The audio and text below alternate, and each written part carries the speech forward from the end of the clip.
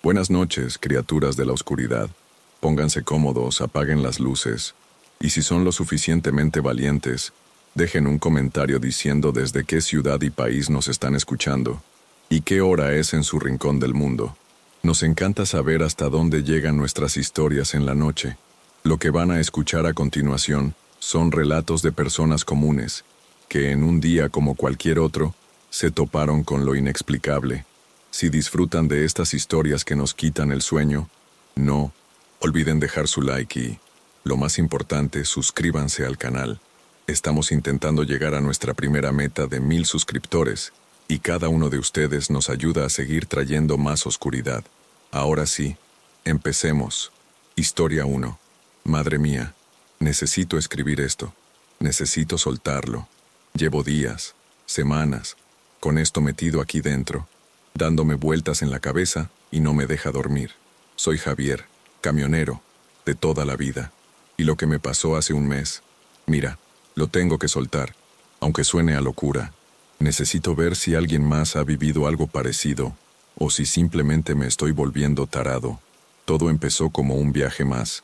Carga refrigerada, medicinas, de un laboratorio en el norte a un distribuidor grande en el sur.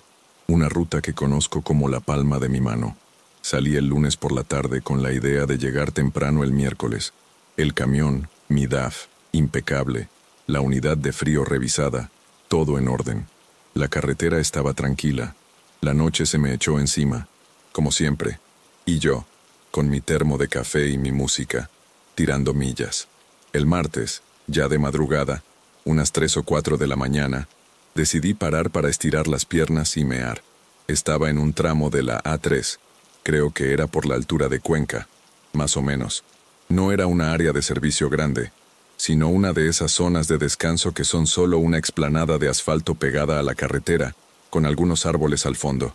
Había algún otro camión aparcado, pero a lo lejos, y la oscuridad era de esas que te tragan, solo rota por las luces tenues del salpicadero y el resplandor de la luna a lo lejos. Apagué el motor, dejé el reefer, la unidad de refrigeración del tráiler, funcionando, claro, con la carga que llevaba. Abrí la puerta, bajé, y justo cuando me estaba estirando, fue un golpe seco, como si se me fuera el aire. De repente, 2 tipos encima de mí. Me empujaron contra la cabina, uno me agarró por los brazos, el otro me tapó la boca con algo que olía a lejía, o algo así, como a desinfectante. Recuerdo el frío metálico de una navaja en mi cuello. Ni un ruido, cabrón, o te corto la yugular. La voz era grave, distorsionada. No sé si por un pasamontañas o por lo baja que la hacía. Mi corazón empezó a bombear como un loco. Sentí un escalofrío que me recorrió toda la espalda. Me vi muerto, lo juro. Pensé, ya está. Me van a robar el camión. Es el miedo de todo camionero. Pero lo raro vino ahí. No me pidieron nada. Ni la cartera, ni el móvil, ni las llaves del camión. Solo me amarraron las manos con unas bridas de plástico por detrás y me empujaron de nuevo dentro de la cabina. Me sentaron en el asiento del copiloto y me taparon la cabeza con una bolsa de tela oscura, de esas que no dejan pasar ni un rayo de luz. No podía ver nada, solo escuchar y sentir. Escuché el motor del camión, el ronroneo constante del DAF, y luego, otras voces. Eran 3 o 4, creo. Hablaban bajo, susurraban, pero no pude entender lo que decían. Había un ruido metálico, como si estuvieran abriendo algo o manipulando alguna herramienta. Luego sentí que se movían por la parte de atrás del tráiler, donde está la unidad de refrigeración. Mi reefer, que siempre suena con ese zumbido grave y constante, empezó a sonar diferente, como un gorgoteo, un chirrido eléctrico que no era normal. Sentí el camión vibrar un poco, como si estuvieran haciendo fuerza para conectar algo. La conversación era inaudible, pero sí escuché una palabra que me dio un mal pálpito. Listo. Y luego, un segundo ruido metálico, como si cerraran una caja o un compartimento. Mi corazón se me subió a la garganta. ¿Qué demonios estaban haciendo con mi tráiler? Uno de ellos volvió a abrir la puerta del copiloto. Sentí el aire frío de la noche. Me quitaron la bolsa de la cabeza. Levanté la vista. Era un tipo grande, con una gorra y la cara cubierta hasta la nariz con una braga o algo así. Solo se le veían los ojos, oscuros y sin expresión. Me miró fijamente. «Escúchame bien, camionero de mierda», dijo con esa voz grave. «Vas a seguir tu ruta. Vas a llegar a la hora prevista. No vas a parar. No vas a llamar a nadie. Vas a entregar la carga como si no hubiera pasado nada. Si te desvías un puto metro, si llamas a la policía, si intentas algo, sabemos quién eres. Sabemos dónde vives. Y sabemos dónde está tu familia. ¿Entendido?» El frío de la navaja volvió a mi cuello. Un recordatorio. Asentí. Apenas pude tragar. Tenía la boca seca como la mojama. Las bridas me apretaban las muñecas hasta dolerme. «Bien», dijo el tipo. Y soltó una brida, solo una, la de la mano izquierda. «Con esta te las arreglas. Las otras te las quitas cuando estés en marcha. Y ni se te ocurra mirar atrás». Se bajó. El otro tipo, el que me había sujetado al principio, estaba ahí de pie, mirándome. El tipo grande se acercó al reefer y le dio un golpecito, como confirmando algo. Luego, se subieron a una furgoneta oscura que no había visto llegar y se fueron a toda leche, con las luces apagadas. Desaparecieron, en la oscuridad tan rápido como habían aparecido. Me quedé ahí, quieto, temblando. El camión, mi DAF, seguía ahí. El reefer seguía con ese zumbido raro, un sonido que me taladraba los oídos, como un pitido agudo que se mezclaba con el gorgoteo. Saqué la navaja que siempre llevo en el bolsillo lateral de la puerta. Con la mano que tenía semilibrada, me costó un infierno, pero conseguí cortar las otras bridas. Mis muñecas estaban rojas y doloridas. Miré el reloj. Eran las 4:15 a.m. Había pasado todo en menos de 10 minutos. Tenía que decidir qué hacer. ¿Llamaba a la policía? ¿Cómo les explicaba esto? Me han secuestrado, pero no me han robado nada, y le han hecho algo a mi reefer. Me iban a tomar por loco. Y luego, la amenaza. Esa amenaza tan fría, tan real. La imagen de mi mujer, de mis hijos, se me vino a la cabeza. No podía arriesgarme, no podía. Encendí el motor, las luces, puse primera y salí de ahí. Conduje, y no te miento, cada puñetero kilómetro fue una tortura. No paré. La paranoia se me metió hasta los huesos. Miraba el espejo retrovisor cada 2 por 3, esperando ver una luz, una sombra. Cada vez que pasaba un coche, me ponía tenso. Pensaba, ¿serán ellos? ¿Me estarán siguiendo? ¿Estarán viendo si paro? El zumbido del reefer. Era lo peor. No paraba. Era como un grito mudo viniendo de la parte de atrás de mi tráiler. Sabía que algo no iba bien. El panel de control del reefer no marcaba ninguna alarma, pero el sonido era persistente, diferente. Sentía un sudor, frío bajándome por la espalda a pesar del aire acondicionado. Tenía la garganta cerrada, apenas podía respirar hondo. Llegué a destino, en el sur, a la hora prevista, con el sol ya alto y el cansancio pegado a los huesos, pero la tensión me tenía despierto. Aparqué en el muelle de descarga. La gente de almacén salió como siempre. Recuerdo que uno de ellos, el encargado, me miró raro. «Javier, ¿todo bien? Tienes una cara de espanto». Apenas pude sonreír. Bajaron la plataforma, abrieron las puertas del tráiler, y ahí fue cuando todo se fue al carajo. Dentro, en los palés, las cajas de medicinas estaban, bueno, no hay otra palabra, podridas. Las ampollas, los viales, todo estaba descompuesto, derritiéndose, goteando. Un olor horrible, químico y pútrido me golpeó la cara. La carga, esas medicinas que valían una fortuna, estaban completamente arruinadas.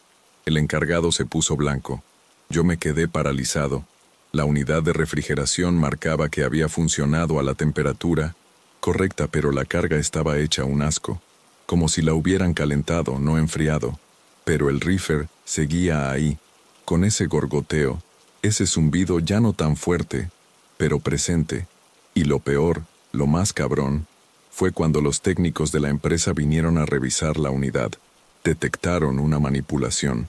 Algún tipo de dispositivo había sido conectado directamente al sistema de control de la temperatura, un bypass, algo que había estado enviando una señal falsa a la unidad mientras la temperatura real dentro del tráiler subía de forma incontrolada. Y no había rastro del dispositivo, se lo habían llevado. Solo quedaba la evidencia de la conexión y un pequeño arañazo en el metal, como si lo hubieran arrancado deprisa. ¿El resultado? Negligencia del conductor. Yo. No me creyeron ni una palabra de lo que les conté. Pensaron que me había inventado lo del secuestro para cubrir mi falta de atención. Me despidieron, claro, y ahora estoy metido en un lío legal por el valor de la carga que se perdió. Y no sé qué fue. No fue un robo. Fue otra cosa. Sabotaje, sí, pero ¿por qué a mí? ¿Por qué de esa manera tan bizarra, tan personal? Sentí que me usaron, que fui una herramienta, un peón en algo mucho más grande y sucio. ¿Una empresa rival? ¿Guerra sucia? No tengo ni idea. La verdad es que desde entonces no levanto cabeza. Cada vez que veo una furgoneta oscura, me acelero. Cada vez que escucho un zumbido parecido al del Reefer, se me pone la piel de gallina.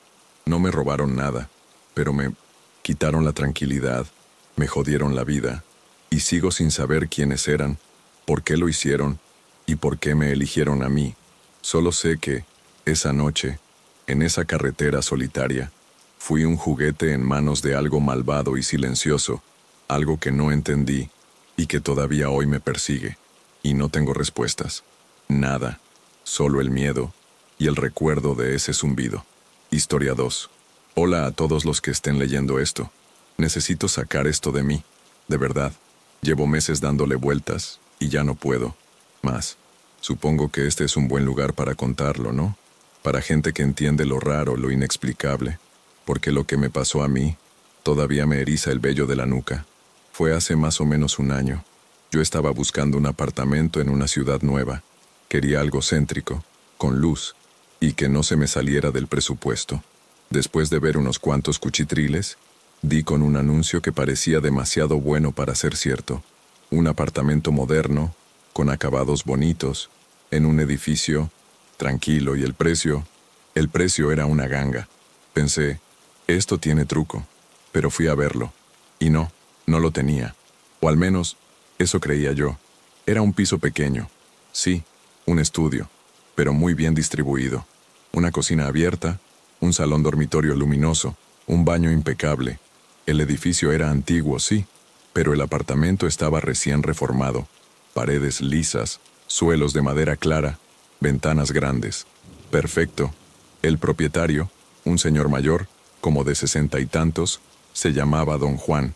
Era un tipo peculiar, siempre con una sonrisa en la cara, un poco demasiado amable, pero ¿quién soy yo para quejarme? Me lo enseñó todo, me dio las llaves, firmamos el contrato y en una semana estaba mudándome.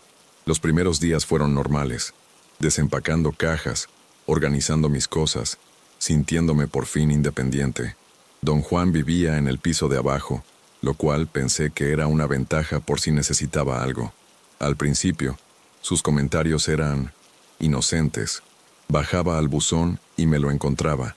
Elena, qué bien te ves hoy, me alegro de que ya estés instalada. O si me veía saliendo con el carro de la compra, ah, ya veo que vas a llenar la nevera, que disfrutes la comida. Cosas así, normales, de un vecino cotilla pero inofensivo, ¿verdad? Pero poco a poco empezaron a ser menos normales, más específicos. Un martes por la mañana recuerdo que me levanté tarde. Había estado trabajando hasta la madrugada el día anterior y me permití dormir un poco más. Bajé a la cocina, me serví un bol de cereales. Me di cuenta de que no me quedaba leche, ni una gota. Puse el bol a un lado y pensé, bueno, luego bajo a la tienda. En ese momento, sonó el interfono. Era don Juan. Elena, perdona que te moleste tan temprano. Solo quería preguntarte si te apetece un café.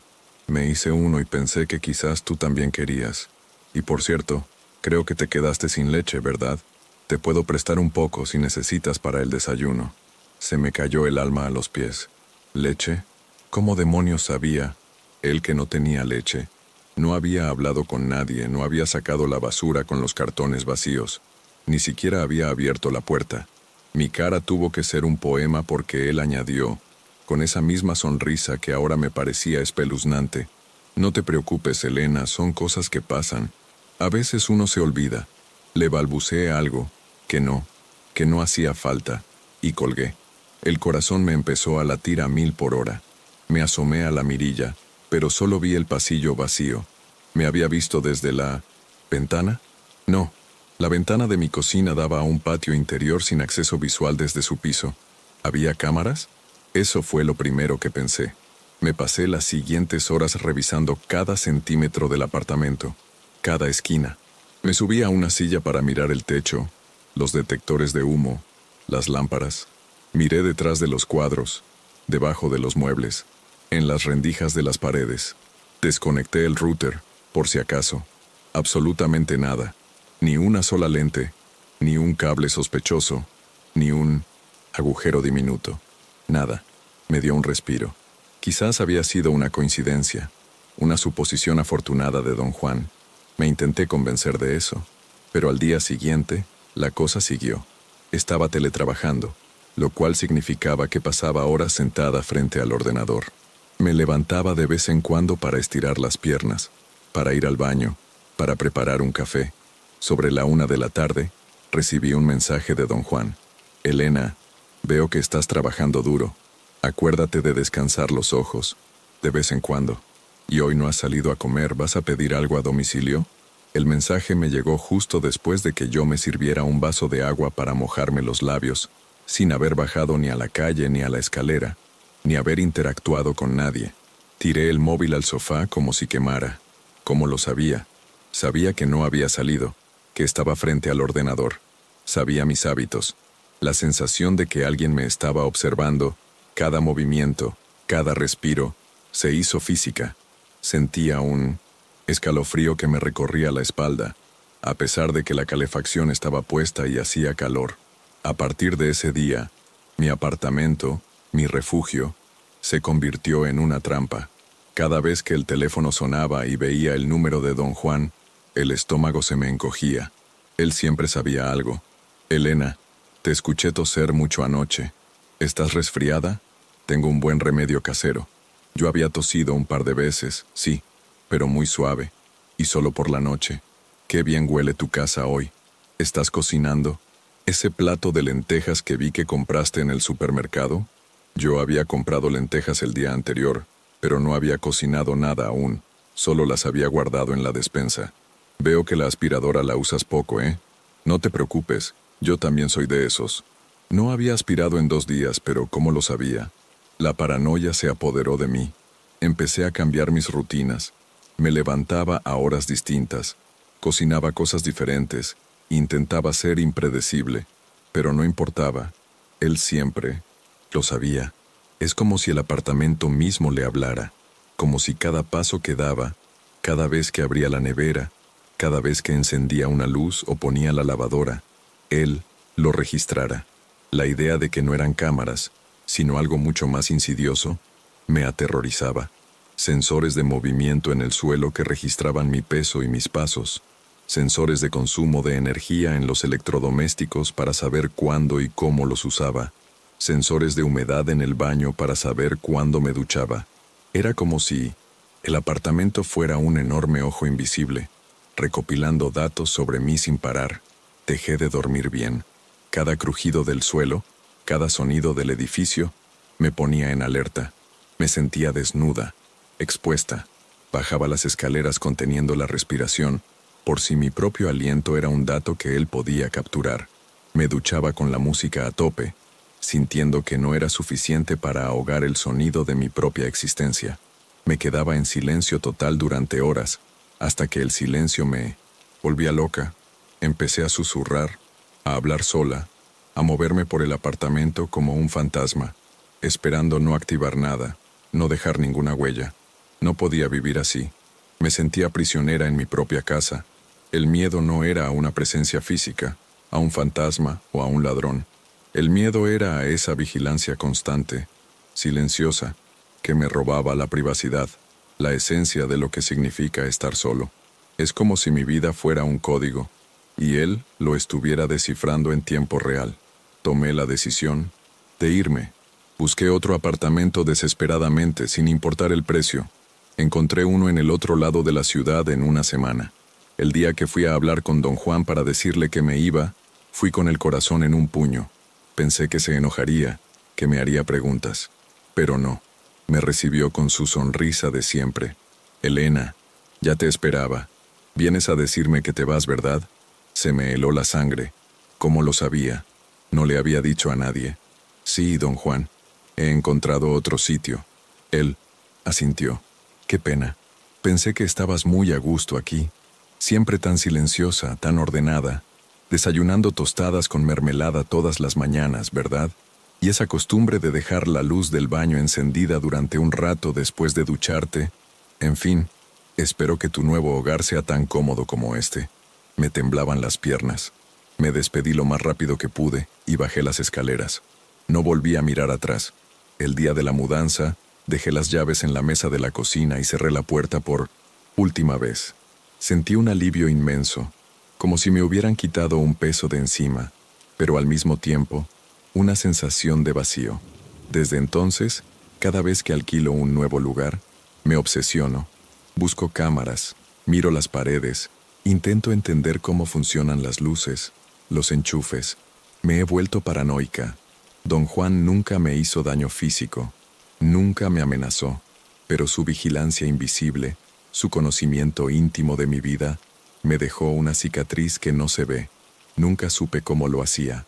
Nunca le encontré una cámara, ni un micrófono. Solo sé que ese apartamento era una jaula de cristal, y yo, la rata de laboratorio. Y a veces, todavía me despierto en mitad de la noche, pensando que puedo escuchar el crujido de mis propios pasos, y me pregunto si alguien en algún lugar sigue sabiendo cuándo se me acaba la leche. Historia 3. Hola a todos. Llevo días dándole vueltas a esto, sin dormir bien, y necesito soltarlo en algún sitio. Sé que esto no es un foro de apoyo psicológico, pero no. Sé a quién contárselo sin que piensen que estoy loca o que me lo invento. Soy Verónica, periodista. Mi trabajo es investigar, ir tras la verdad, por incómoda que sea. Pero lo que me pasó hace una semana, eso no tiene nombre. Y lo peor es que me siento estúpida, porque sé que es una advertencia, pero ¿quién? ¿Y cómo? Era martes por la noche. Como de costumbre, salí tarde del periódico. Estaba con la historia del alcalde y unos terrenos que vendió a precio de risa a una empresa fantasma. Tenía pruebas, grabaciones, documentos. Sentía que estaba a punto de reventar el caso. La adrenalina me mantenía despierta, a pesar de las ojeras. Eran casi las 2 de la mañana cuando por fin guardé todo y me dirigí a mi coche. Mi coche es viejo, un Seat Ibiza que le compré a mi padre. Familiar, ruidoso, pero fiable. Iba por la carretera de las afueras, la A1, casi vacía a esa hora. De repente, unas luces azules y rojas aparecieron en mi espejo retrovisor. Un coche oscuro, sin identificación clara, pero con una sirena discreta y las luces reglamentarias. Frené, pensé. ¿Ahora qué? ¿Exceso de velocidad? 2 hombres bajaron del coche. Vestían uniformes oscuros como de policía, pero algo no encajaba. No eran los chalecos reflectantes ni los distintivos que veo normalmente. Eran más genéricos, sin logos claros. Uno era alto y corpulento, el otro más delgado y con gafas. Ambos llevaban gorras que les cubrían gran parte de la cara. «Buenas noches, señorita», dijo el alto. Su voz era grave, monótona. «Documentación del vehículo y suya, por favor». Se los di. Mi corazón ya empezaba a latir un poco más rápido. No por miedo, sino por el fastidio de la situación. Eran las 2 de la madrugada y lo único que quería era llegar a mi cama. El hombre delgado se inclinó y miró el interior de mi coche. Era rápido, demasiado, y sus ojos se detuvieron un instante en el asiento del copiloto, donde tenía mi mochila con la grabadora y algunas notas. No dijo nada. ¿Sabe por qué la hemos parado?, preguntó el alto devolviéndome mi carné. Negué con la cabeza. No, lo siento. Iba a la velocidad permitida. No estamos seguros, dijo con esa voz plana. Hemos recibido una alerta sobre un vehículo con estas características. Necesitamos que nos acompañe a la comisaría para unas preguntas de rutina. Ahí fue cuando la alarma en mi cabeza empezó a sonar de verdad. ¿A la comisaría para unas preguntas de rutina a las 2 de la mañana? ¿Por una alerta vaga? Mi instinto periodístico, el que me dice cuando algo huele mal, se activó. ¿No pueden hacerme las preguntas aquí?, inquirí, intentando mantener la calma. Estoy cansada, y mi coche está bien. Es un procedimiento, señorita, dijo el delgado con un tono más cortante. Suba a nuestro vehículo. Otra unidad se encargará del suyo. No me dieron opción. Había algo en su forma de hablar, en la frialdad de sus ojos que no vi del todo por la gorra, que me heló la sangre. No eran agresivos, no gritaron, pero su autoridad era inquebrantable como una losa. Mi cerebro gritaba que no subiera, pero algo en mi cuerpo se paralizó. El miedo, supongo. El miedo a lo desconocido, a que se pusieran violentos si me negaba. Así que, con un nudo en el estómago, salí de mi coche y subí al asiento trasero del suyo. No me esposaron ni nada, pero el ambiente era cargado, pesado. El coche arrancó sin decir una palabra. No era un coche patrulla normal. El interior era espartano, oscuro. No había paneles protectores como los de los coches de policía, ni radios a la vista. Solo el silencio y el zumbido del motor. Miré por la ventana. No reconocía la carretera. Me estaban llevando por un camino rural, sin luces, sin casas. El corazón me empezó a latir tan fuerte que lo sentía en las sienes. Me sudaban las manos. Quería preguntar, gritar, pero la voz se me atascó en la garganta. La oscuridad fuera era total, salvo por los faros del coche que cortaban la noche. Después de lo que parecieron horas, pero seguramente fueron unos 20 o 30 minutos, el coche se detuvo en medio de la nada. Era un descampado enorme, rodeado de árboles, y a lo lejos se veía la silueta oscura de lo que parecía una nave abandonada. El aire era frío, y olió a tierra húmeda y a algo metálico. «Baje», dijo el alto. Me pareció que mi cuerpo no respondía. Las piernas me temblaban. Abrí la puerta y bajé. El delgado sacó una linterna y me apuntó a la cara. Los dos se quedaron de pie frente a mí, como estatuas. «Tenemos unas preguntas». «Verónica», dijo el alto. Mi nombre, dicho así, de repente, sin ningún preámbulo, me golpeó como un puñetazo. No habían mirado mi carné en el coche, y en ese momento me di cuenta de que lo sabían todo sobre mí. «¿Qué saben de la empresa Inversiones del Sol?», preguntó el delgado, su voz ahora más punzante. Mi mente se quedó en blanco. Inversiones del Sol era la empresa fantasma del caso del alcalde. Era información que no había publicado, que solo estaba en mis notas y grabaciones. ¿Cómo lo sabían? El sudor frío me bajaba por la espalda. «No sé de qué me hablan», tartamudeé, intentando sonar convincente, a pesar de que la sangre se me helaba en las venas. El alto se acercó un paso. «No mienta. Sabemos que ha estado investigando al alcalde. Sabemos que ha hablado con su exsecretaria, con el antiguo jefe de urbanismo. Sabemos que tiene documentos y grabaciones». Mi respiración se volvió superficial. Era como si hubieran hackeado mi cerebro. Cada detalle de mi investigación, cada fuente, cada paso que había dado, lo tenían todo. El miedo se transformó en un pánico sordo, ahogado. Esto no era un interrogatorio policial. Esto era algo mucho más siniestro. «¿Quiénes son ustedes?», logré decir. Mi voz apenas un susurro. El delgado se rió, una risa seca sin humor. «Somos quienes queremos que sepa que sabemos. ¿Entiende?» No, no entendía. O sí, pero no quería aceptarlo. El mensaje era cristalino. «Deja esa historia». No amenazaron directamente con hacerme daño físico, pero la amenaza estaba en el aire, en el tono de sus voces, en la quietud de ese lugar perdido. Era una amenaza velada, una advertencia. Me hicieron preguntas durante lo que parecieron horas. Eran preguntas sobre la estructura del caso, mis contactos, mis pruebas. Yo intentaba esquivarlas, negarlo todo, pero ellos seguían, sin una palabra de más, sin una emoción. Eran como robots, pero con un conocimiento aterrador de mi vida. Me sentí completamente desnuda, expuesta. Cada vez que intentaba cambiar de tema o preguntarles algo, volvían a la pregunta inicial, con una paciencia gélida. Mi corazón latía desbocado, como un tambor. Podía sentir el pulso en mis oídos. El aire era pesado, la oscuridad opresiva. Los ojos de ellos, apenas visibles bajo las gorras, parecían dos puntos fijos que me atravesaban. No me tocaron, no me gritaron, pero la presión psicológica era insoportable. Era un terror silencioso, un horror que se metía bajo la piel. De repente, el hombre alto dijo, «Ya hemos terminado». El alivio me invadió por un segundo hasta que se convirtió en otra oleada de pánico. ¿Qué va a pasar ahora?», pregunté, la voz temblorosa. «Se acabó», dijo el delgado. «Puede irse». Me quedé de pie, inmóvil. ¿Irme? ¿A dónde? El hombre alto señaló hacia la oscuridad, hacia ningún lugar en particular. «Camine en esa dirección. Encontrará un pueblo tarde o temprano». «¿Y mi coche? ¿Mis cosas?», pregunté, casi suplicando.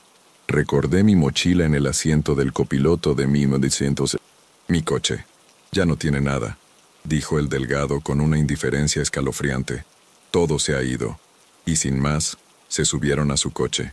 La luz de los faros me cegó un momento mientras daban la vuelta. Y luego, el coche se alejó, dejándome de pie, sola, en medio de la nada. Los faros desaparecieron en la oscuridad, y el sonido del motor se desvaneció hasta que solo quedé yo, el silencio y el frío. Me quedé allí un buen rato, temblando, sin saber qué hacer. No había ni una luz, ni una casa, ni un alma, solo árboles y la carretera oscura. Caminé durante lo que pareció una eternidad, tropezando en la oscuridad, el pánico mezclado con una rabia impotente. No sé cuánto tiempo fue, pero finalmente vi unas luces a lo lejos. Era un pequeño pueblo de carretera. Conseguí llegar a un bar que estaba abierto y llamar a un taxi, que me llevó a casa. Cuando llegué a mi piso, estaba destrozada. Mi coche no estaba donde lo había dejado. Había desaparecido. Y mi mochila, mis notas, mi grabadora, con las pruebas, todo. Se llevaron todo. Desde esa noche no soy la misma. Sé que no fue un secuestro para pedir rescate. No me robaron dinero. No me agredieron. Solo me retuvieron. Me interrogaron sobre mi investigación y luego me soltaron sin mis cosas. Era un mensaje, una advertencia. Sabemos quién eres, sabemos lo que haces, y si sigues, las consecuencias serán peores. La policía no encontró mi coche. No pudieron hacer nada. No tengo pruebas de quiénes eran, ni de dónde me llevaron. Exactamente. Fue una operación perfecta, limpia. ¿Y ahora qué hago? La historia del alcalde, la he dejado. No puedo seguir.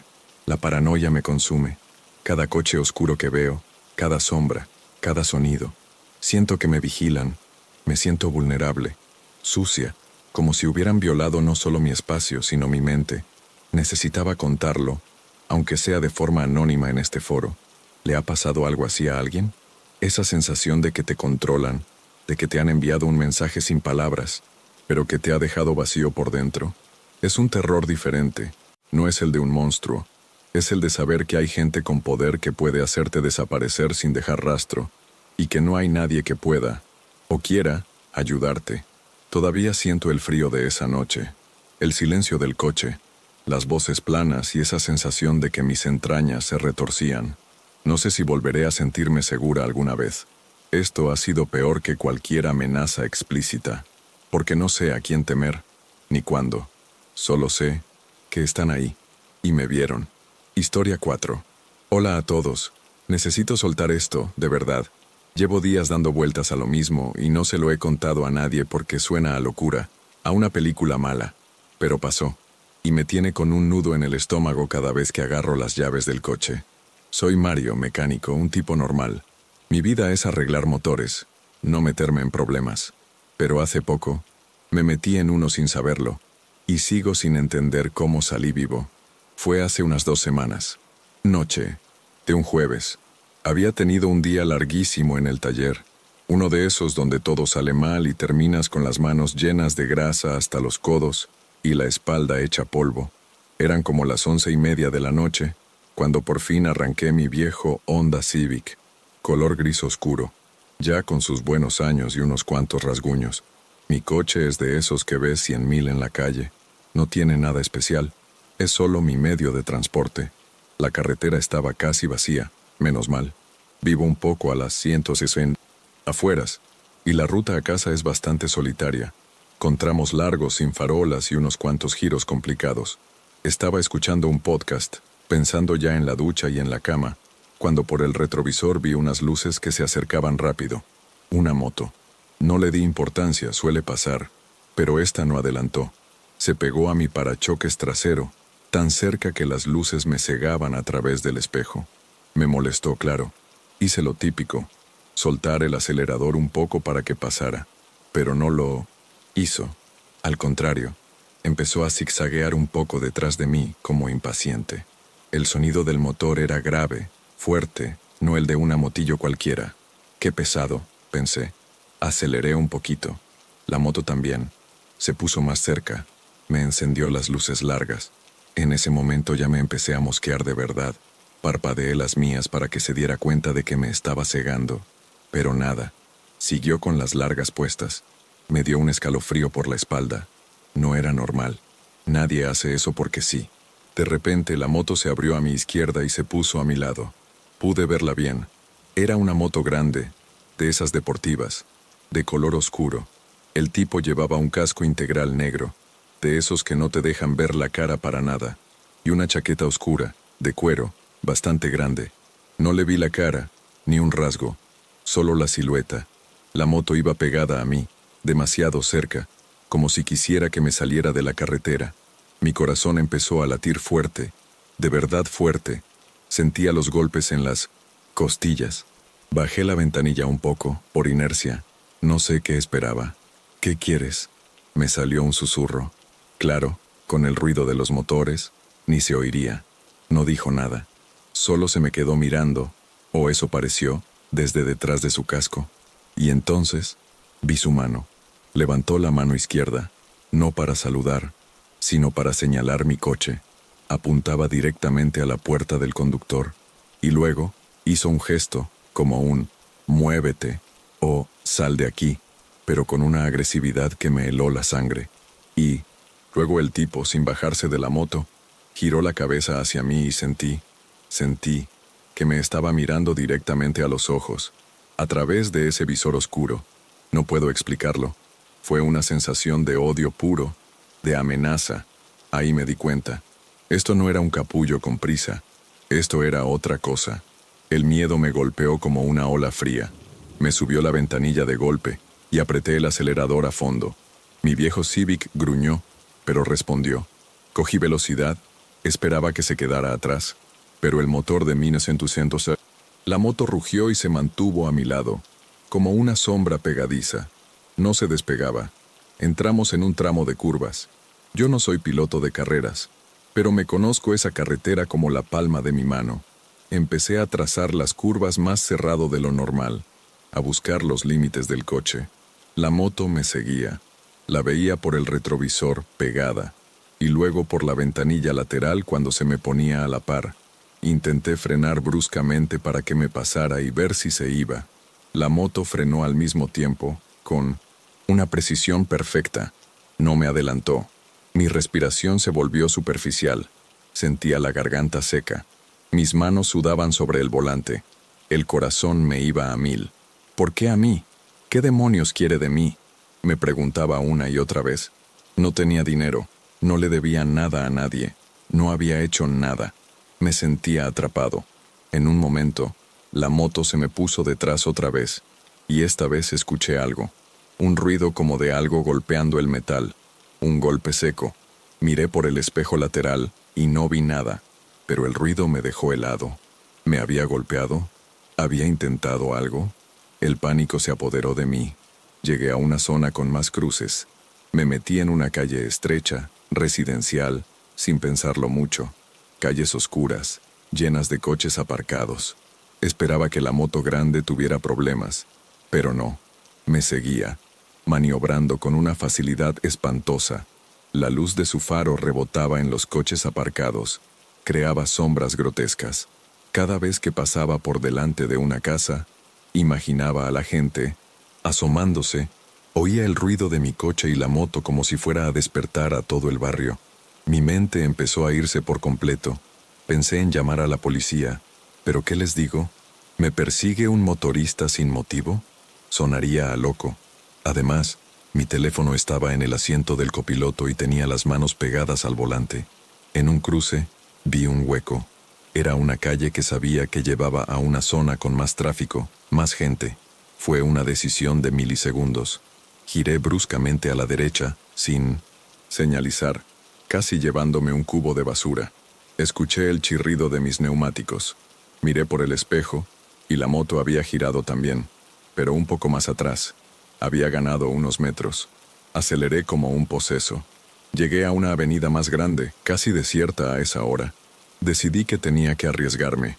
Vi un semáforo en rojo a lo lejos. No podía parar, no podía. Si paraba, ¿qué iba a pasar? No lo sabía, pero no quería descubrirlo. Apreté el acelerador y crucé el semáforo en rojo. Por suerte, no venía nadie. Miré por el retrovisor. La moto, a lo lejos, también cruzó el semáforo y se lanzó tras de mí. Esta no era una persecución de respeto. Esto era una cacería. Vi una estación de servicio con las luces encendidas a la derecha. Última oportunidad. Di un volantazo y me metí en la gasolinera. No para echar gasolina, claro. Para meterme entre los surtidores, dar vueltas, hacer lo que fuera para que el tipo se perdiera. La moto entró detrás de mí. Di una vuelta alrededor de los surtidores, luego otra, y me metí por la parte trasera donde suele haber un pequeño almacén. Era un laberinto de contenedores y coches aparcados. El tipo de la moto era bueno, muy bueno. Me seguía como si estuviera pegado a mí. Yo maniobraba desesperado, rozando los coches. No sé cómo no choqué con nada. En un momento, llegué a un callejón sin salida provisional, con unos camiones de reparto aparcados. Frené en seco. Pensé, hasta aquí, pero no me di por vencido. Vi una rendija entre dos camiones. Lo suficientemente ancha para mi Civic. No lo pensé. Metí primera, giré el volante a tope y me colé por ahí rozando la pintura de un camión. Escuché un raspón, pero no me importó. Salí a otra calle paralela, menos transitada. Miré por el retrovisor. No estaba. La moto no estaba. No la vi. Volví a mirar, reduciendo la velocidad. Nada. Silencio. Me detuve en la siguiente esquina, con la respiración entrecortada. Podía sentir mi corazón martilleando contra las costillas, mi camisa pegada a la espalda por el sudor. Miré alrededor. Vacío. Solo el zumbido lejano de la ciudad. Por alguna razón, me sentí estúpido por haberme asustado tanto. ¿Y si solo era un imbécil con ganas de molestar? ¿Y si se había cansado? ¿Y si se había caído? Pero la sensación de pánico era tan real, tan visceral, que no podía ser solo una broma. Conduje a casa temblando. Aparqué el coche. Lo miré de arriba a abajo. Sí, había un raspón largo en el lateral derecho, de cuando me colé entre los camiones. Pero no, había ninguna marca de golpe de la moto. Ninguna. Entonces, ¿el golpe que escuché qué fue? ¿Mi imaginación? Entré en casa. Encendí todas las luces. Me serví un vaso de agua con las manos temblorosas. No dormí nada esa noche. Cada ruido era la moto, cada sombra, el tipo del casco. Pasaron los días, y la paranoia fue bajando. Volví a la rutina. Intentaba no pensar en ello. Hasta que una tarde, hace 2 días, estaba caminando por un barrio que no frecuento mucho, buscando una pieza rara para un cliente. Pasé por debajo de un puente y vi un grafiti enorme, recientísimo, unas letras raras, muy estilizadas, y un logo al lado, un símbolo que era como una calavera con unos cuernos retorcidos. No sé por qué, pero me llamó la atención. Probablemente lo había visto antes, pero nunca le había prestado atención. Seguí caminando, y unos metros más adelante, en la pared de un callejón, vi otro, el mismo logo, calavera con cuernos, y ahí se me encendió la bombilla, como un rayo. Durante la persecución, cuando el tipo de la moto se puso a mi lado justo antes de que señalara mi coche, vi algo. No le di importancia en el momento, estaba demasiado asustado, pero en su chaqueta, en la manga, había un parche, pequeño, discreto, pero lo había visto, y era ese símbolo, la calavera con los cuernos. Me quedé helado en mitad de la acera. Sentí un escalofrío que me recorrió desde los pies hasta la cabeza. Ese símbolo era de una pandilla, un grupo de esos que controlan zonas, que se dedican a cosas turbias. Había escuchado hablar de ellos en las noticias, de refilón, de vez en cuando. Los cuernos negros, creo que los llamaban algunos. Y luego, lo peor, recordé algo que había escuchado en el taller, de unos clientes, de pasada, hace meses, una conversación sobre coches. Los de los cuernos negros van de negro, de oscuro, y suelen usar motos deportivas. Pero los de la banda rival, los dragones rojos, esos se mueven en coches, a menudo Civics viejos, de color gris o azul, oscuro, discretos pero rápidos. Mi coche, mi puto Honda Civic gris oscuro, idéntico. De repente, todo encajó. La rabia en la mirada del motorista, el gesto, la persecución brutal, la insistencia. No era yo, no me querían a mí, me habían confundido. Habían pensado que yo era uno de los dragones rojos, un enemigo. Fue como si me cayera un cubo de agua helada encima. Me sentí mareado. Esa noche, en mi coche, escapé de una emboscada. Me estaban cazando, y no por nada que yo hubiera hecho, sino por el coche que manejaba, por pura y jodida coincidencia, por un puto error. Entendí el golpe que creí escuchar. No fue un golpe, fue el tipo intentando algo. Quizás no quería chocar mi coche de inmediato, solo intimidarme, o quizás intentó algo más. No lo sé, pero fue por el coche, no por mí. Desde entonces, no he podido volver a ver mi coche de la misma manera. Cada vez que lo enciendo, cada vez que veo una moto en el espejo retrovisor, el corazón se me sube a la garganta. La historia no tiene un final de película. No hay un porqué satisfactorio que me deje tranquilo. El tipo de la moto simplemente se fue, la persecución terminó, y yo descubrí, días después, que había estado a segundos de ser una víctima colateral en una guerra de pandillas que ni siquiera sabía que existía. Sigo aquí, sigo usando el coche, pero ya no me siento seguro. El horror es ese, que no hay fantasmas, ni monstruos, ni fuerzas sobrenaturales. El horror es que la vida real puede ser así de jodida, de aleatoria, y que puedes cruzarte con la muerte sin siquiera saber por qué, solo por estar en el lugar equivocado con el coche equivocado, y no hay nadie que te dé una explicación, ni nadie que entienda el miedo que se te ha quedado pegado en el alma. Sigo sin entenderlo del todo, y eso es lo que más me carcome. Historia 5. Madre mía, gente. Necesito soltar esto, en serio. Llevo días sin dormir bien, dándole vueltas a lo que me pasó, y cada vez que lo pienso me da un escalofrío que me sube por la espalda. No se lo he contado a casi nadie porque suena a puto cuento de película, pero juro que es real. Esto pasó hace como una semana, y todavía siento el nudo en el estómago. Soy Daniel, el de siempre, el que estudia diseño, y se la pasa con la compu. Nada de líos, nada de problemas. Y por eso, lo que me pasó me tiene tan jodido. Era un jueves por la noche. Había salido de casa de un amigo. Estábamos haciendo un trabajo de la universidad. Ya era tarde, como la 1 de la mañana, y yo, para variar, iba con el tiempo justo para agarrar la última ruta de camión que me dejaba cerca de mi casa. Pero me confié, me puse a checar TikTok en el teléfono, y cuando me di cuenta, ya había pasado mi parada. Puta madre. La siguiente parada quedaba como a 20 minutos a pie de mi colonia, y a esa hora, la verdad, no me apetecía andar solo por esa zona. Oscuro, con puro baldío y casas viejas. La verdad, me dio cosa. Pensé, bueno, Daniel, busca un atajo, algo. Saqué el teléfono, abrí el Maps y vi que había una calle, una que nunca había notado, que parecía una diagonal que cortaba un par de cuadras y me dejaba más cerca de la parada original, o por lo menos, de una avenida más transitada. La calle se veía medio oscura en el mapa, como una de esas callejuelas sin salida, pero el Maps decía que conectaba. Seguro es una callecita peatonal o algo, me dije, intentando ser optimista. Grave error. Me bajé del camión, crucé la avenida y me metí por esa calle. Al principio era normal. Casas con bardas altas, algunas con luces encendidas, otras completamente a oscuras. Pero a los pocos metros, la luz de los postes se hizo casi inexistente. Ahí fue cuando empecé a sentir una cosa rara.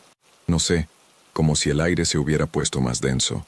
La calle se fue haciendo más angosta. Las casas se pegaban más unas a otras, y las bardas eran todavía más altas, viejas, con grafitis borrados y enredaderas secas. El silencio era total, de esos que te aturden. Solo se escuchaba el zumbido de mis propios oídos y el latido de mi corazón. En ese momento pensé, esto no está bien. El Maps seguía marcando el camino, pero ya no me cuadraba. Empecé a caminar más rápido, casi corriendo, mientras la calle se hacía más y más estrecha. De repente vi que la luz de mi teléfono ya no alumbraba nada delante. Levanté la mirada y ¡pum! Una barda de concreto, altísima, cerraba por completo el paso. No era una calle que conectara con nada. Era una puta calle cerrada. Un callejón sin salida. Sentí como se me helaba la sangre. Había perdido el tiempo. Me había metido a un lugar aún más oscuro y sin salida.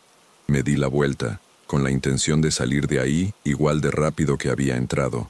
Pero fue en ese instante, en el preciso momento en que me di la vuelta cuando vi las sombras. No eran una ni dos, eran varias. Se movían entre la oscuridad, a los lados de la calle, como si hubieran salido de entre las bardas o de las puertas de las casas. Mi cuerpo reaccionó antes que mi cerebro. El corazón se me disparó, me empezó a sudar la nuca y un escalofrío me recorrió toda la columna vertebral. ¿Quién anda ahí? Escuché una voz ronca y grave. No me dio tiempo a responder. Se encendieron dos linternas potentes. Una me apuntó directo a los ojos y la otra a los pies. Me quedé ciego por un momento. Solo veía siluetas negras contra la luz. «Alto ahí, muchacho. ¿Qué haces por aquí a estas horas?», dijo otra voz, más aguda, pero igual de dura. Ya no eran sombras. Eran personas. 5 o 6 de pie, bloqueando la salida. Pude distinguir que algunos llevaban palos, otros como bates, y uno de ellos, el que hablaba con la voz ronca, tenía algo largo y metálico, que con la luz de la linterna apenas pude distinguir que era una especie de escopeta o rifle viejo. No pude ver si era de verdad o no, pero mi cerebro ya estaba en modo pánico. La adrenalina me golpeó con fuerza. Sentí que se me secaba la boca. Me perdí, balbuceé. La voz me salió como un hilo. Iba para casa y me equivoqué de calle. El hombre de la voz ronca se acercó un paso. La linterna seguía clavada en mis ojos. Me sentí como un animal acorralado. ¿Perdido? ¿A la 1 de la mañana? ¿En esta calle? Su voz era incrédula, casi burlona. Nadie se pierde aquí. Esta es calle cerrada. Solo entra quien viene a algo. Otro hombre, más joven, se acercó por mi lado derecho. Pude verle la cara a la luz de la linterna del de la escopeta. Ojos pequeños, barba rala, una gorra sucia. Llevaba una OA, pala vieja. La apoyó en el suelo haciendo un ruido metálico que me hizo saltar. ¿Qué traes en la mochila, eh? Despídete de ella, cabrón. No, no. Solo son libros. Mi laptop estaba temblando. No podía controlarlo.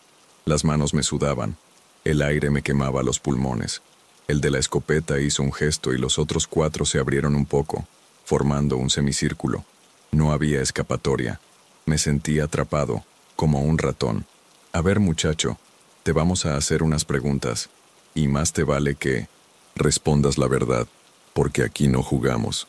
Empezaron a interrogarme, cómo me llamaba, dónde vivía, a qué me dedicaba, por qué andaba por su calle. A cada respuesta mía, ellos se miraban entre sí, murmurando cosas que no alcanzaba a escuchar. Parecían estar evaluando cada palabra que salía de mi boca. Su desconfianza era palpable, se sentía en el aire. ¿Con quién vienes?, preguntó uno de ellos, un tipo con un sombrero vaquero, que hasta ese momento no había hablado. Su voz era tranquila, pero eso la hacía aún más aterradora. Con nadie. Vengo solo, respondí. ¿Solo? ¿Y por qué tu coche no está aquí? ¿Quién te dejó? No tengo coche, vine en camión. Se rieron, una risa seca, sin humor. ¿En camión? ¿A esta hora? Nadie viene en camión a esta calle sin ser de aquí. El de la escopeta me miraba fijamente. Sus ojos brillaban como los de un depredador a la luz de la linterna. Aquí somos una colonia unida. Nos cuidamos entre nosotros, y no entra nadie que no conozcamos. Ya estamos hartos de los rateros, de los que vienen a chingarnos. Así que ¿quién te mandó? ¿Para quién trabajas? Nadie. Lo juro por Dios. Soy estudiante. Me perdí de verdad. Mi voz se quebró. Las lágrimas de pánico me picaban en los ojos, pero me esforcé por no llorar. Sabía que si me veían débil todo sería peor. Pasaron lo que parecieron horas, pero seguramente fueron solo unos 15 o 20 minutos. Cada pregunta era una aguja clavándose. Me revisaron la mochila, tiraron mis libros al suelo, abrieron mi laptop, la prendieron y la apagaron, como si buscaran algo. Me pidieron el teléfono, lo encendieron y lo revisaron de arriba a abajo. Mi corazón latía tan fuerte que sentía que se me iba a salir del pecho. El sudor frío me escurría por la frente. Tenía la garganta seca, la respiración entrecortada. ¿Tienes tatuajes?, preguntó el de la pala de repente. No, respondí sin entender. A ver, levanta la manga. Levanté la manga de mi sudadera. No tenía nada. Él se me acercó y me revisó los brazos, buscando algo. Sus manos ásperas me hicieron sentir la piel de gallina. El ambiente era cada vez más tenso. Sentía que en cualquier momento, el de la escopeta iba a tomar una decisión. Podía ver el reflejo de sus ojos, brillando con una paranoia tan profunda que era prácticamente locura. No me veían como una persona, me veían como una amenaza, un enemigo. Estaba convencido de que iban a hacerme algo, que ahí se acababa todo. De repente, el hombre de la escopeta hizo un gesto con la cabeza hacia otro de los hombres. Este sacó un walkie-talkie y murmuró algo inaudible. Después de unos segundos, el de la escopeta se agachó y recogió del suelo el libro que se les había caído de mi mochila. Era un libro de historia del arte. Lo miró, luego me miró a mí, y sus ojos se quedaron fijos en mi cara. Me sentí morir. ¿Qué había en ese libro? ¿Qué se les había ocurrido ahora? Hubo un silencio pesado, cargado de expectativas. Todos me miraban fijamente, sus rostros apenas visibles en la penumbra, solo los ojos brillando a la luz de las linternas. Sentía el frío metálico de la escopeta del líder, aunque no me estuviera tocando. Finalmente, el hombre de la escopeta suspiró, un sonido pesado. A ver, muchacho, te vamos a dejar ir. Abrí los ojos sin poder creer lo que escuchaba.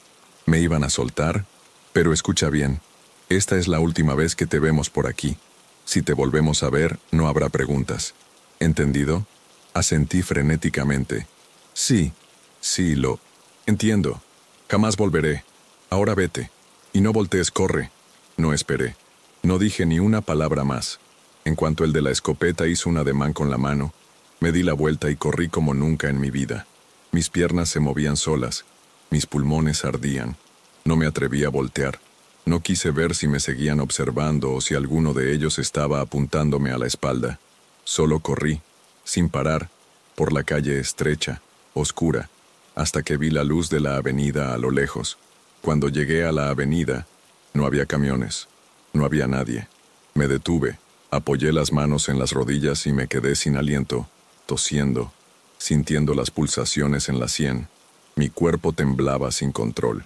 Di una última mirada hacia la calle cerrada y no vi nada. Solo oscuridad. No había rastro de ellos. Habían desaparecido tan rápido como aparecieron. Caminé el resto del camino a casa, casi corriendo. Cada sombra me parecía una figura, cada ruido una pisada detrás de mí. Llegué a mi puerta, abrí con las manos, temblorosas. Me metí, cerré con llave y me dejé caer al suelo, respirando agitado. Desde esa noche, no he vuelto a pasar por ahí. Ni siquiera me atrevo a buscar esa calle en Maps de nuevo. No sé qué pasó. No sé por qué me soltaron de repente. ¿Fue el libro de arte? ¿Se pensaron que era demasiado tonto para ser un ratero? ¿O simplemente se aburrieron de mí? La verdad es que no lo sé. Y no quiero saberlo. Solo sé que esa gente vive ahí, armados, vigilando, y que su paranoia es tan grande que para ellos un estudiante perdido a la 1 de la mañana es una amenaza. Todavía me despierto sudando frío, sintiendo la mirada de esos ojos en la oscuridad. Nunca me había sentido tan desprotegido, tan cerca de que mi vida cambiara para siempre por un puto atajo. Así que si alguna vez se pierden, por favor no hagan lo que yo hice. No se metan en calles que no conocen. Nunca sabes qué tipo de terror te espera al final de una calle cerrada. Historia 6. Necesito sacar esto de mi pecho. Llevo días sin dormir bien, con el estómago revuelto y mirando por la ventana cada vez que oigo un coche. No sé si alguien me va a creer, pero tengo que contarlo, aunque sea aquí en este foro, donde la gente comparte cosas raras. Me llamo Jorge y soy taxista. Llevo casi 20 años al volante en esta ciudad y he visto de todo, créanme. Borrachos, peleas, gente llorando, nacimientos, de todo. Pero lo que me pasó la semana pasada, eso sí que me dejó helado. Todavía me siento como si tuviera un nudo en la garganta. Era un martes, ya en la madrugada, las 3:00, para ser exactos. Mi turno casi acababa y no había mucha demanda. Estaba pensando en volverme a casa, pero me saltó un servicio en la aplicación. La dirección no era muy común, una zona industrial un poco alejada del centro, de esas donde solo hay bodegas y fábricas viejas. Bueno, pensé, un último viaje y a descansar. Acepté. Cuando llegué al punto de recogida, no había nadie en la calle. Era una zona oscura, con farolas que apenas iluminaban y el silencio de esas horas tan muertas. Estuve a punto de cancelar y largarme, pero entonces vi a un tipo parado en la puerta de una de esas naves industriales abandonadas, como esperando. Era un hombre de mediana edad, normal, ni muy alto ni muy bajo, con una gorra que le tapaba bastante la cara. Tenía una maleta grande a sus pies, una maleta de esas antiguas, de cuero oscuro, que se veían más robustas de lo normal. Acerqué el coche y él se subió al asiento de atrás sin mediar palabra. Me dio la dirección que, para mi sorpresa, era otra bodega. Esta vez era una zona incluso más desolada, al otro lado de la ciudad. Joder, era un viaje largo. ¿Me ayuda con la maleta, por favor?, me preguntó con una voz grave, casi inaudible. Claro, señor, le dije sin darle mucha importancia. Muchas veces la gente viaja con equipaje pesado. Me bajé y abrí el maletero. Él ya estaba al lado de la maleta. Cuando intenté levantarla, casi se me cae. Joder, pesaba como si llevara piedras. No era solo grande, era densamente pesada. Tuve que usar las dos manos, y hasta me quejé un poco por lo bajo, haciendo un gesto de esfuerzo. El tipo ni se inmutó, solo me miró con sus ojos oscuros, inexpresivos. La metimos a duras penas en el maletero. El viaje fue silencioso. El tipo no dijo ni una palabra más. Yo intentaba mirarlo por el retrovisor, pero él solo miraba por la ventana, como si el paisaje oscuro de la carretera le interesara mucho. La maleta, en el maletero, parecía resonar con su peso en cada bache, un sonido sordo y pesado que me empezó a poner un poco incómodo. No sé, una sensación rara, como si no llevara ropa o libros, sino algo más denso. Lingotes de oro, pensaba yo, o algo así de loco. Me hacía gracia la idea, pero el peso era real. A medida que nos adentrábamos en la segunda zona industrial, el ambiente se volvía aún más lúgubre. Calles sin pavimentar, bodegas viejas y oxidadas, algunas con las ventanas rotas, otras con carteles de "Se vende" descoloridos. La dirección que me dio era una de esas bodegas que parecían abandonadas por completo. No había ni una luz encendida cerca.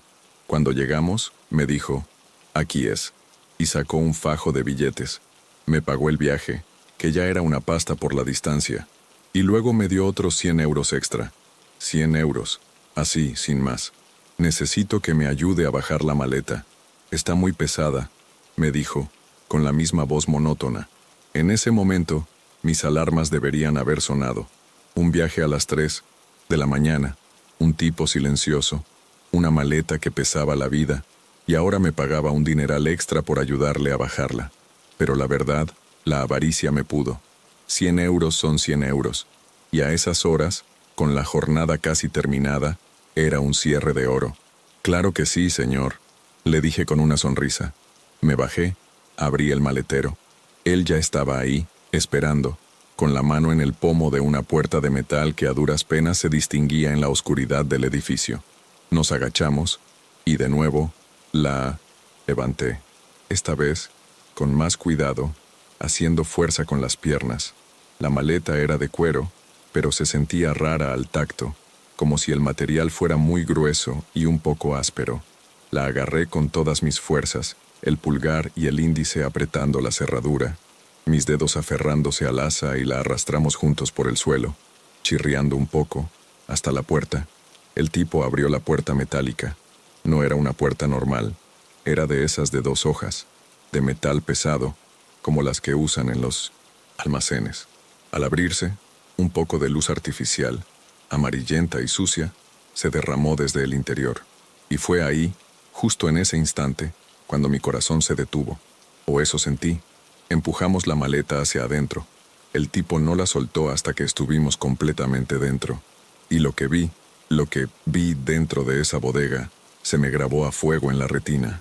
No era una bodega vacía, ni un almacén de cosas normales. Había máquinas, unas máquinas enormes, de esas que parecen impresoras gigantes, pero mucho más industriales, y mesas, y sobre las mesas pilas de papel, no cualquier papel, eran billetes, montones y montones de billetes, recién cortados, ordenados en fajos. El olor es lo que no se me va de la cabeza, un olor metálico, a tinta fresca, a papel nuevo, pero con un matiz raro, como a química. Era el olor que asocio ahora con el dinero sucio, con el dinero falso. Me quedé helado. Mi cerebro, que al principio no entendía nada, hizo clic de golpe. Era una fábrica de dinero falso, falsificadores. Y yo, Jorge, el taxista, estaba en medio de todo. Había como unas 5 o 6 personas dentro, todos hombres, con aspecto serio y concentrado. Eran gente que no se fijaba en nosotros, inmersos en su trabajo, cortando, apilando, revisando. Uno de ellos, un tipo grande con una cicatriz en la mejilla, levantó la vista por un segundo y me miró. Una mirada fría, vacía. No me sonrió, no me saludó, solo me miró y siguió a lo suyo. En ese momento, se me cayó el alma al piso. La maleta, la maldita maleta. Había estado cargándola con las 2 manos. Mis huellas dactilares estaban por todo el asa, por los costados, por la cerradura, por todas partes. Había tocado esa maleta desde que la saqué de la primera dirección, la había metido en el maletero, la había vuelto a sacar y la había arrastrado hasta ahí, dentro de esa guarida. Era parte de su evidencia, lo que sea que llevara dentro. Yo era cómplice, sin querer, sin saberlo. El tipo de la gorra, mi pasajero, me dio una palmada en el hombro. «Gracias, Jorge», me dijo. Su voz seguía calmada, como si estuviéramos en un paseo por el parque. Me dio otros 50 euros, esta vez sin pedirlos. Otros 50 pavos. Yo solo quería salir de ahí. «De nada, señor», balbuceé, intentando sonar normal. Mi corazón me latía tan fuerte que creí que los de la bodega lo iban a escuchar. Sentía el sudor frío por la espalda y las manos me temblaban. Me di la vuelta, intentando no mirar nada más, y salí por la puerta, que el tipo de la gorra cerró detrás de mí con un golpe sordo, como si nada hubiera pasado. Me metí en el taxi, encendí el motor y arranqué como si me persiguiera el diablo. No miré para atrás. Conduje lo más rápido que pude, sin respetar límites, sin pensar en nada más que en alejarme de ese lugar. Durante todo el camino a casa, no paré de mirar por el retrovisor. Cada luz que veía, cada coche que se me acercaba, pensaba que era la policía, o peor, la gente de la bodega. ¿Me habrían visto bien la cara? ¿La matrícula de mi coche? ¿Sabían dónde vivía? La paranoia me estaba devorando. Mis manos no paraban de temblar en el volante. Respiraba entrecortado, como si no me entrara suficiente aire. Llegué a mi casa, por fin. Estacioné el coche y me quedé un rato ahí dentro, en la oscuridad, las manos agarradas al volante, el cuerpo en estado de shock. Me sentía sucio, implicado, cómplice. Mis huellas estaban en esa maleta que, seguro, estaba llena de dinero falso o de materiales para hacerlo. Y yo, solo por ganar un poco más esa noche, me había metido en un lío gigantesco. Desde esa noche, no he vuelto a ser el mismo. Cada vez que veo una patrulla, se me revuelve el estómago. Cada noticia sobre falsificación o crimen organizado me da un vuelco al corazón. No he vuelto a coger un servicio en esa zona. No he dicho nada a nadie, ni a mi mujer, ni a mis amigos. ¿Qué les digo? ¿Que ayudé a unos falsificadores de dinero sin saberlo y que ahora soy cómplice? Cosa es que no pasó nada más. El incidente simplemente terminó. El tipo de la gorra desapareció. La bodega siguió ahí, supongo. Y yo sigo siendo Jorge, el taxista. Pero la sensación de vulnerabilidad, de haber estado tan cerca de algo tan oscuro y peligroso, eso no se me quita. El miedo a que un día suene mi puerta y sean ellos, o la policía, por algo que hice sin querer, sin saber. No hay explicación. No sé quiénes eran, qué pasó con ellos, si los pescaron. Solo sé que esa maleta, ese peso, muerto, y esas impresoras me marcaron para siempre. Y cada noche antes de dormir, miro mis manos y me pregunto si alguna vez podré borrar esa sensación de suciedad que se me quedó pegada. Ahí, justo en la punta de mis dedos. Historia 7. Joder, no sé ni por dónde empezar. Llevo días dándole vueltas a esto, sin dormir bien. Y necesito soltarlo en algún sitio que no sea mi almohada, porque mi novia ya me mira raro. Nunca he sido de estas cosas paranormales, ni de historias de terror, pero lo que me ha pasado en el curro. En fin, necesito saber si a alguien más le ha pasado algo parecido, o si soy yo, Alonso, el que se está volviendo loco. Trabajo de guardia de seguridad nocturno en un edificio de oficinas viejo, de esos que antes eran la sede de una multinacional y ahora están medio vacíos, con un par de empresas pequeñitas ocupando algunas plantas. Es un sitio grande, con pasillos largos, muchas puertas, ascensores que chirrían y un silencio que te come por dentro cuando no hay nadie. Mi rutina es la de siempre: fichar a las 10 de la noche, dar una vuelta por todas las plantas, revisar que las luces estén apagadas, las puertas cerradas, las alarmas puestas. Luego me siento en la garita, miro las cámaras, hago mis rondas cada hora y media, y a esperar a que amanezca. Es un curro tranquilo, la verdad, o lo era. Todo empezó la semana pasada, un martes, creo que era, noche como cualquier otra. Hacía un frío de cojones, y el viento silbaba por las rendijas del edificio. Di mi primera ronda, todo en orden. Bajé a la garita, me puse a mirar las cámaras, a navegar un poco en el móvil. Eran las 2 de la mañana cuando me tocó la segunda ronda. Empecé por la planta baja, revisé los accesos, la recepción, todo normal. Subí al primer piso, donde están las oficinas más grandes. Fui por el pasillo principal, y joder, el proyector de la sala de reuniones estaba encendido. La pantalla con el logo de una de las empresas. Me quedé helado. Juro que lo apagué en la ronda anterior. Tenía el recuerdo clarísimo de haber presionado el botón. Pensé, bueno, Alonso, te has despistado. Vaya cabeza. Lo apagué. Comprobé que no hubiera nadie. Cerré bien la puerta con llave y seguí. Ahí ya se me puso la piel de gallina, pero me dije que era el frío. Subí al segundo, oscuro, silencioso. Al llegar al final del pasillo, donde está el archivo muerto, escuché un ruido, como si alguien estuviera arrastrando algo pesado por el suelo. Un ras-ras metálico, lento, que venía de dentro del archivo. El corazón se me aceleró de golpe. Me quedé parado, la linterna apuntando al pasillo, escuchando. Se detuvo. Respiré hondo, intentando que no me temblara la voz. ¿Hay alguien ahí?, pregunté, y mi voz sonó como un puto susurro en ese silencio sepulcránico. Nada, ni un alma. Abrí la puerta del archivo con cuidado. Estaba todo oscuro. Le di a la luz. Estanterías repletas de cajas, carpetas viejas. Totalmente vacío. Ni rastro del ruido, ni nada fuera de lugar. Miré el suelo, por si había marcas de algo arrastrándose. Nada. Me convencí de que había sido el viento, o que se me había metido algo en la cabeza. La paranoia, ya sabéis. Volví a la garita. Estaba un poco más nervioso de lo normal. Miraba las cámaras, pero no veía nada raro. A las 3:20, la cámara del tercer piso, la que enfoca al pasillo de los baños, empezó a fallar. De repente, la imagen se congeló, luego se puso negra, luego estática, como la tele vieja. Duró unos 5 segundos y volvió. Normal, pero en esos segundos, sentí un escalofrío que me recorrió toda la espalda, como si alguien me hubiera pasado un cubito de hielo por la columna. Y me pareció, solo me pareció, que justo antes de que la imagen se fuera, vi una sombra moverse muy rápido al fondo del pasillo. en el límite del ángulo de la cámara. Crees que lo has visto, pero no puedes asegurarlo. Ya no sabía si era por el cansancio o porque me estaba sugestionando. La cosa fue a más. A las 4, la alarma de la puerta principal, la que da a la calle de atrás, se disparó. Esa puerta solo se abre por dentro con llave y por fuera con una tarjeta especial que solo tiene el gerente. Y no hay ventana cerca. Me levanté de un salto, el corazón a 1000. Fui corriendo, linterna en mano. Nada.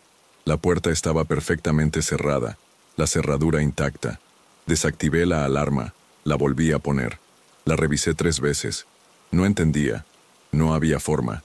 Volví a la garita, sudando frío. Me senté y me quedé mirando la pantalla de las cámaras sin pestañear. No me moví de ahí hasta que vi que empezaba a clarear. A las 6, cuando ya había un poco de luz, escuché un portazo en el 4º piso. Un golpe seco, resonante. Ese fue el que me hizo saltar del asiento. Juro que estaba todo cerrado. Cogí el intercomunicador. Alonso a 4º piso, dije, con la voz temblorosa. Nadie contestó. Subí corriendo. Cada paso en la escalera sonaba como un trueno. Llegué arriba, totalmente solo. Todas las puertas cerradas. El silencio. Era ensordecedor. Y entonces, vi el extintor de incendios. Lo habían movido de su soporte en la pared. Estaba en medio del pasillo, volcado. Un puto extintor. ¿Quién coño iba a hacer eso? ¿Para qué? Ya no pensé en el viento, ni en el cansancio. Pensé que había alguien ahí jugando conmigo, o que me estaba volviendo loco. Me bajé tan rápido como pude, me metí en la garita, y no salí hasta que vi llegar el coche de mi jefe, Carlos, a las 7 de la mañana. Carlos entró y me vio la cara. Estaba pálido, con ojeras, temblándome un poco la mano al darle el informe. «¿Qué te pasa, Alonso?», me preguntó. Le conté todo, lo del proyector, el ruido en el archivo, la cámara, la alarma, el extintor. Lo solté todo de golpe, desesperado, esperando que me creyera. Carlos me miró fijamente con una sonrisa rara. No se rió, pero su boca hizo un gesto que no me gustó. «Alonso», me dijo, «tranquilo, respira hondo. Es normal que te sientas así». Se acercó y me puso una mano en el hombro. «Escúchame. Bien, todo lo que te ha pasado esta noche es parte de una prueba». Me quedé en blanco. «¿Una prueba?», dije. «Sí», contestó. «Una prueba de aptitud, de resistencia al estrés, para ver cómo reaccionas bajo presión. Hemos instalado unos sensores, unos aparatos para emitir sonidos, controlar luces, abrir y cerrar puertas a distancia, disparar alarmas. Incluso el extintor lo teníamos controlado con un hilo invisible para moverlo. Es una simulación, para ver tu capacidad de reacción, tu temple. Y, déjame decirte, Alonso, que has pasado la prueba con sobresaliente. Felicidades. Eres el hombre que necesitamos para esta posición». Sentí como una ola de alivio me inundaba, pero al mismo tiempo, una rabia inmensa. ¿Estaban jugando conmigo? ¿Con mi salud mental? Respiré hondo. «¿Una prueba?», repetí más tranquilo. De verdad, Alonso. No hay nada de qué preocuparse. Todo ha sido controlado». Me dio la mano, me felicitó de nuevo y me mandó a casa. Me fui con una sensación extraña. Alivio sí, pero también un cabreo monumental. Me sentí un gilipollas por haberme asustado tanto, pero a la vez, había algo en la explicación de Carlos que no me cuadraba del todo. Un hilo invisible para mover un extintor pesado. Tantas cosas en una sola noche. ¿Y por qué no me avisaron? Me fui a dormir, pensando en que todo había sido una broma pesada, pero la cosa no acabó ahí. Las noches siguientes, Alonso, las noches siguientes, la cosa ha seguido, no tan intensa como la primera, no el desmadre de aquella, pero sí. El proyector se enciende. La cámara del 3er piso falla de vez en cuando. Escucho ruidos en el archivo. Ese mismo ras metálico cuando no hay nadie. No es tan seguido, es más esporádico, pero pasa. No hay extintores movidos, no hay alarmas falsas, pero las luces parpadean más de lo normal en algunas zonas. O encuentro puertas que juraría haber cerrado, abiertas. No es siempre, pero ya van 3 noches distintas en las que pasa algo de lo que pasó aquella noche. Fui a hablar con Carlos. Le dije que seguían pasando cosas, que si no habían quitado todo el equipo. Se me quedó mirando con cara de póker. Alonso, ¿estás bien? El equipo se retiró esa misma mañana. No queda nada. Quizás estás un poco estresado. Te doy un par de días libres si quieres. Me miraba como si me estuviera volviendo loco. Y esa es la cosa. No sé si Carlos me está mintiendo descaradamente y el cabrón sigue jugando conmigo, o si se ha vuelto la típica historia de que lo que se simuló esa noche acabó atrayendo algo, o si de verdad me estoy volviendo loco. Hoy es la 5ª noche desde la prueba. Acabo de terminar mi ronda. He vuelto a encontrar el proyector encendido en el primer piso, y acabo de escuchar el ras-ras del archivo. Juro que no hay nadie. He revisado 2 veces. No sé qué coño está pasando. No hay explicación para esto, y estoy jodidamente asustado.